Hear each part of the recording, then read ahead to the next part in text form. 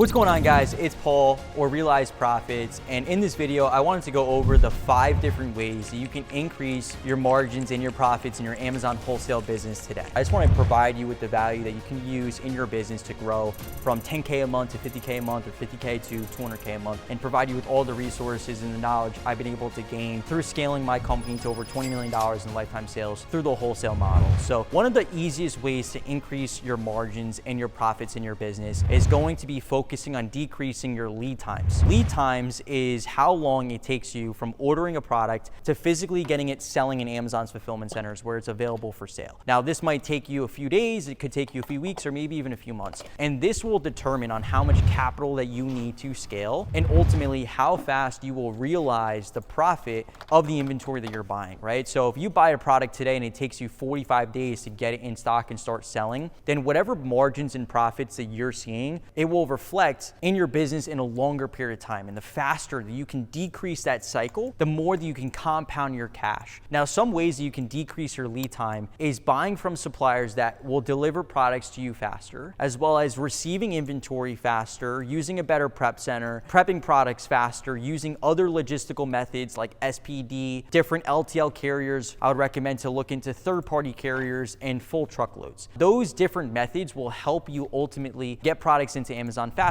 So now that we covered lead times, the second thing is going to be focusing on being able to allocate your cash the correct way. So one of the biggest mistakes that I've seen time and time again with sellers is that they go and they have products to buy and they almost feel like there's too many products to buy and not enough cash. And what they do is they start buying inventory without realizing that there's other items in their business that are higher margin, higher ROIs, more profitable, more stable, and could actually turn over faster because there's less competition. Ultimately, what happens is they start investing inventory into products that are lower margins than what they like, and it brings down the gross margin for all of the other items that they're selling, ultimately lowering their net margin in their company. The third thing is Dutch negotiations with suppliers. So when it comes to wholesale, you want to try to buy from multiple different distributors in the same industry. So a lot of sellers, they'll go open up wholesale accounts in like grocery and then video games and then toys and all these different categories, and there's no way to compare and contrast pricing. So you don't know whether or not what you're buying an item for is actually competitive within the marketplace. Whereas something that I like to do in my business is buy from multiple different suppliers that carry the same products. And then that way I'm deep in the industry. I know what I can buy these products for. If I prefer to buy from a specific distributor, but their costs are a little bit higher, I will reference another company and their cost of goods versus my company that I actively like to buy from, with the hopes of bringing down that price. Right there will allow you to increase your profit margins in your business. The fourth method is going to be repricing. One of the most important things to do is actively be in your inventory, the items that you sell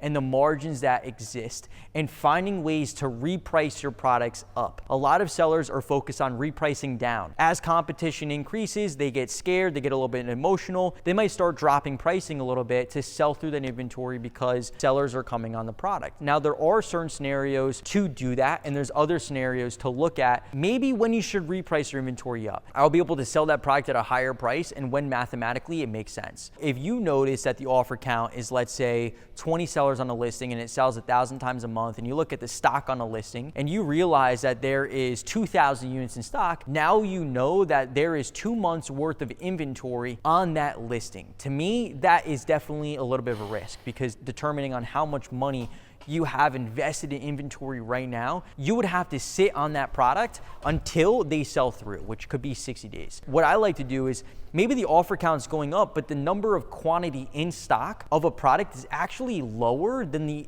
30-day sales. So let's say that product sells 1,000 times a month, but there's only 500 units in stock. Now what I'm gonna do is I'm gonna reprice that product up. I'm gonna be patient and wait 2 weeks while sellers are now falling off that listing because they're selling through inventory, and most likely their margins are lower than what they anticipated because the competition increased. Myself and maybe a few other sellers that are strategic are now gonna be selling that product at almost double the profit margin by simply being patient. There's specific scenarios where this makes sense, and there's other specific specific scenarios where you need to reprice down because you need the cash flow in your business to pay your bills, to continue to keep everything rolling. And the last method of increasing your profit margins in your business, decreasing your production costs. A lot of sellers have good suppliers in their business, but the issue that they face is that they don't know how to lower their costs. Your cost might be $1, $1.50, $2 to get a product into Amazon, meaning that the product that's selling at $2.50 at a 20% gross margin, you can't sell because mathematically you'll be at like a 2 or 3% net margin. It just doesn't make sense. Whereas for a business that understands how to decrease their costs, it will allow them to sell items that maybe are selling at 20 bucks and their production cost is 50 cents a unit, and now they're netting $2. So now that continues to open up more and more product opportunities, ultimately allowing them to build that relationship with that supplier faster, build out their catalog on Amazon, get more reviews, get more buy box share, and ultimately scale their company. So the way that you want to be able to decrease your production costs once you start to scale is to consider looking into getting a warehouse. Getting a warehouse will allow you to control your cost. The rent of this building isn't changing. My utilities don't really change that much. My labor doesn't change that much. My insurance doesn't change that much. The garbage removal doesn't change that much. So everything's pretty static in terms of expenses. So I know that if I can go from selling 20,000 units a month in my business to 40,000 units a month, and my expenses don't change that much, then ultimately I will drive down my cost per unit sold on Amazon, allowing me to now sell all these different products that I couldn't sell previously because my costs were simply too high. So I'm operating at an economy of scale. Whereas with you using a prep center, as you continue to scale your business, if you go from 20,000 units to 40,000 units, then your expenses will continue to rise as you're selling more inventory, meaning that no matter how large you scale, your bills will continue to increase. You don't necessarily need to have a warehouse to lower that cost. You can always negotiate with the prep center, but I do think that there's a big reason why that a lot of sellers have warehouses that start to scale their businesses, because they have more control over their company in terms of costs and control over lead times and all of these things that I mentioned. I hope you guys enjoyed the video. If you're new here, please consider liking, sharing, and subscribing, and I'll see you guys in the next video.